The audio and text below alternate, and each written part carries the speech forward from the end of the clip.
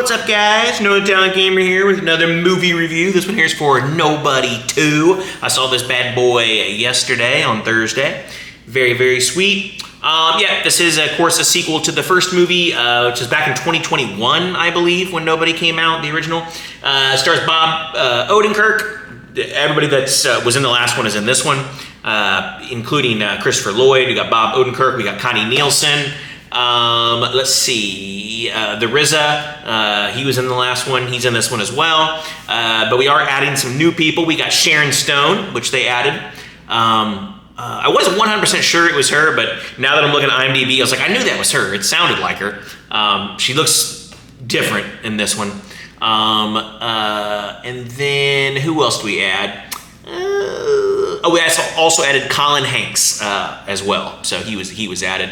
And John Ortiz, I know I've seen him before, but I don't really know what else he's been in. But yeah, those are the big ones that they added into the sequel here.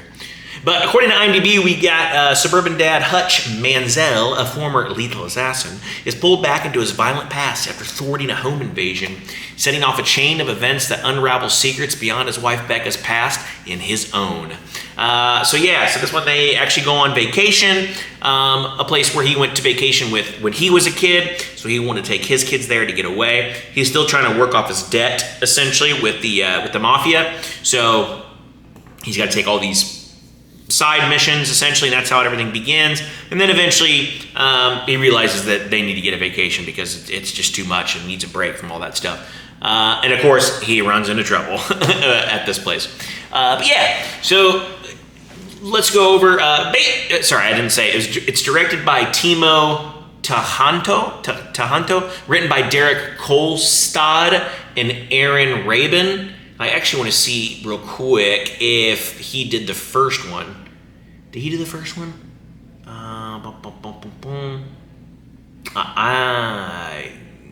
Nope, he did not. Not seeing him. Okay, so he didn't do the first one. All right, so different director on this one. This one is rated R. It's about an hour and 29 minutes. I think the length is good on the movie. I will say that's one of the positives. I think it doesn't overstay its welcome.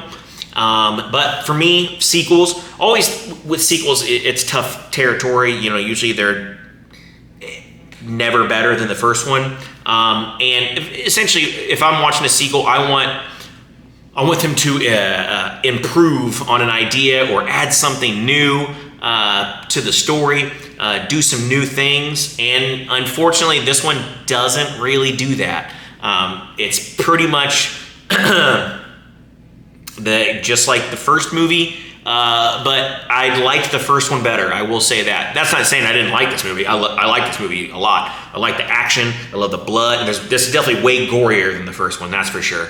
As far as action goes, it's probably maybe a little more action on this one, but I still like the first one better, just the way everything was paced and the action scenes that they had in there. And I will say, in this one, the music that they have, the soundtrack and stuff that they do, very, very good. Just like the first one, I love the soundtrack in the first movie. And they picked some good songs in this one.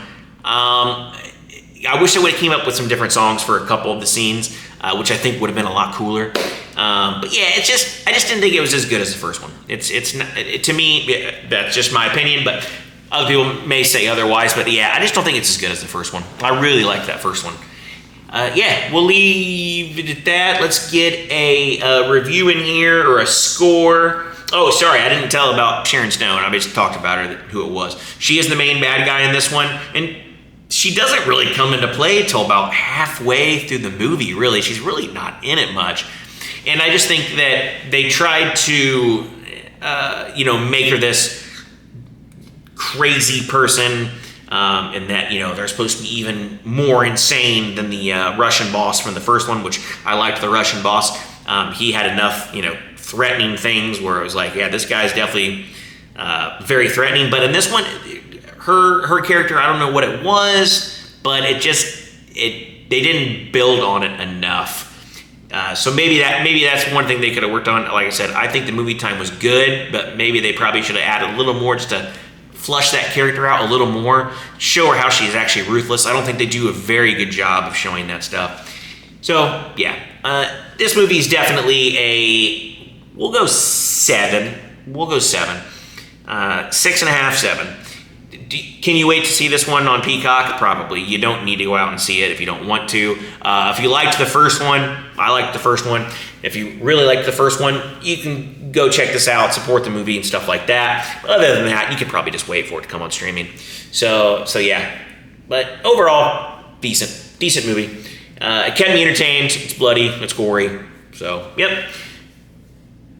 All right, and that's it for this one. Please do not forget to like, comment, subscribe down below. Until then, I'll catch you guys on the next one. Have a good one. Thanks for watching.